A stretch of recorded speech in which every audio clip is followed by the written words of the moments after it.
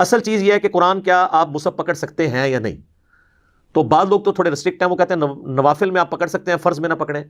بھائی جب اصل مل گئی نفل کے اندر تو آپ یہ نماز توڑنے والی چیز نہیں ہے. جب بخاری اور مسلم میں حدیث ہے کہ نبی علیہ السلام اپنی بیٹی کی بیٹی یعنی نواسی امامہ بنت ابی العاص کو اٹھا کے فرض نماز صحابہ کو پڑھا لیا کرتے تھے، تو مصحف کیوں نہیں اٹھایا جا سکتا؟ اور جب آپ رکوع اور سجدے کرتے تھے اس کو سائڈ پہ بٹھاتے تھے، پھر جب قیام میں جاتے تھے پھر اٹھا لیتے تھے تاکہ روئے نہ بچی. تو مصحف نہیں آپ اٹھا سکتے؟ اب آج کل تو آپ بچے جو ہے نا وہ اگر ان کو آپ ڈائپر پہنا لیں تو کوئی مسئلہ نہیں، بچہ بھی اٹھا کے نماز پڑھی جا سکتی ہے. بہرحال یہ جو ہمارے پاس آسانی ہے نا ترجمے والا قرآن، یہ اٹھائیں. لیکن اس کے لیے وہ پہلی شرط پوری ہونا بڑا مشکل ہے نا، کہ ایسی مسجد ہو جہاں پہ پورا قرآن کور کروایا جاتا ہو اور باقاعدہ ڈسکشن ہو کہ ہاں جی آج ہم یہ 4 رکوع پڑھیں گے، 2 پہلی رکعت میں، 2 دوسری میں، فلاں صورت ہے، باقاعدہ اناؤنسمنٹ ہو، اور پھر کل ہم یہیں سے آگے سے شروع کریں گے. اب یہ اس طرح کے ہمیں کہاں سے الفاظ ملے؟ ہمارے جیلم شہر میں تھوڑا سا شروع ہوا تھا لیکن وہ بھی پھر آگے چلا نہیں سکے. ظاہر ہے وہ عام الناس پیچھے سے پھر شور مچا دیتی ہے جی نماز لمبی ہو گئی ہے، اور پھر وہ ان حدیثوں کا سہارا لیتے ہیں کہ نبی علیہ السلام نے لمبی نماز سے منع فرمایا ہے. سر وہ آپ کھول کے تو دیکھیں، وہ پہلی رکعت میں سورۃ البقرہ، دوسری میں آل عمران پڑھا دی تھی، تو نبی علیہ السلام نے فرمایا سورہ بقرہ آل عمران 4 سے زیادہ پارے بن جاتے ہیں، تو آپ نے یعنی 4 پاروں کو آپ نے کام کر کے 1 پارہ ہی کہا ہوگا نا، یہ تو نہیں کہا ہوگا 4 آیتیں پڑھ لو. بخاری مسلم میں موجود ہے کہ نبی علیہ السلام جو فجر کی نماز پڑھتے تھے جمعے والے دن، پہلی رکعت میں سورہ السجدہ پارہ نمبر 21 والی اور دوسری میں سورۃ الدہر پارہ نمبر 29 والی، یہ پڑھا کرتے تھے. تو آپ ذرا اس کی ڈیوریشن دیکھ لیں. اور باقی تو نبی علیہ السلام سورہ آل عمران، سورہ نساء، سورہ مائدہ، یہ آپ کو کئی جگہ ملے گا کہ آپ علیہ السلام نے تلاوت کی ہے. اتنی لمبی نماز، فرض نماز بھی پڑھی ہے. تو کوشش کریں کہ آپ کو ایسی مسجد یا کسی امام مسجد کی کوئی اکرام مسلم کریں، کوئی اس کی خدمت کریں کہ یار کوئی ایک نماز تو اس طرح کی پڑھا دو.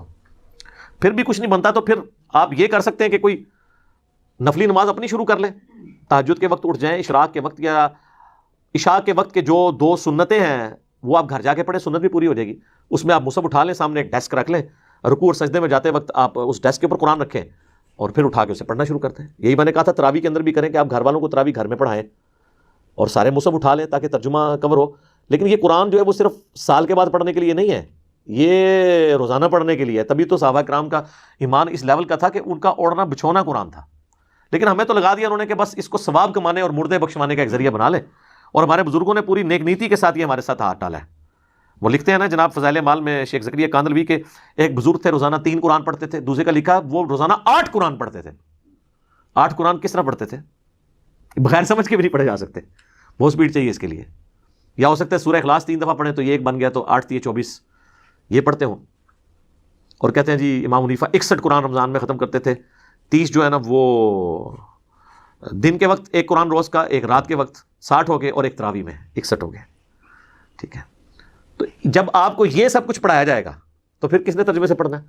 جامع ترمذی میں حدیث ہے جس نے 3 دن سے کم میں قرآن مکمل کیا تو اس نے قرآن فہمی کا حق ادا نہیں کیا.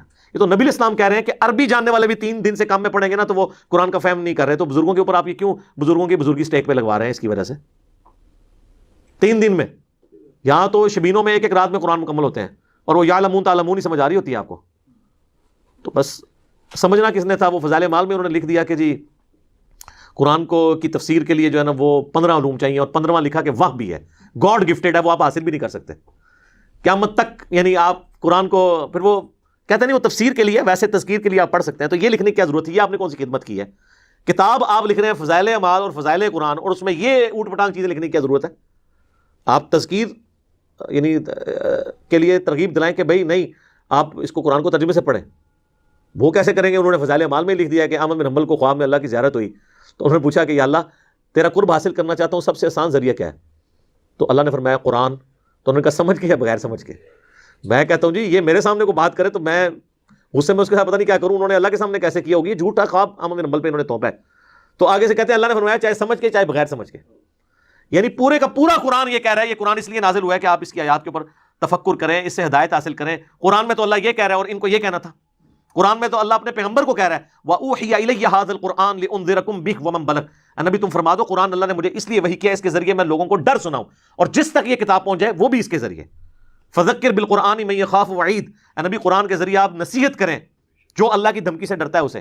پورا قرآن اس پہ گواہ ہے کہ قرآن اس لیے نازل نہیں ہوا جس کے لیے انہوں نے بنا لیا ہوا ہے.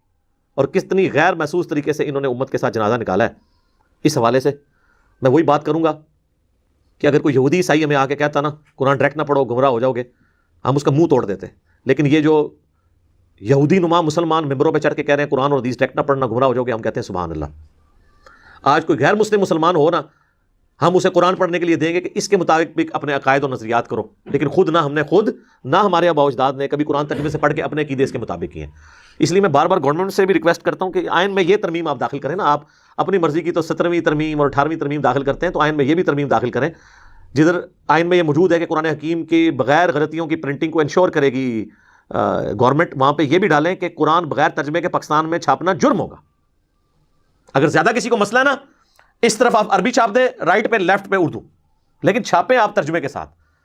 اجمیوں کے ملک میں بغیر عربی کے ترجمے کا کیا تک بنتا ہے کہ ترجمہ کیے بغیر آپ یہ کر رہے ہو؟ تو ظلم ہے نا.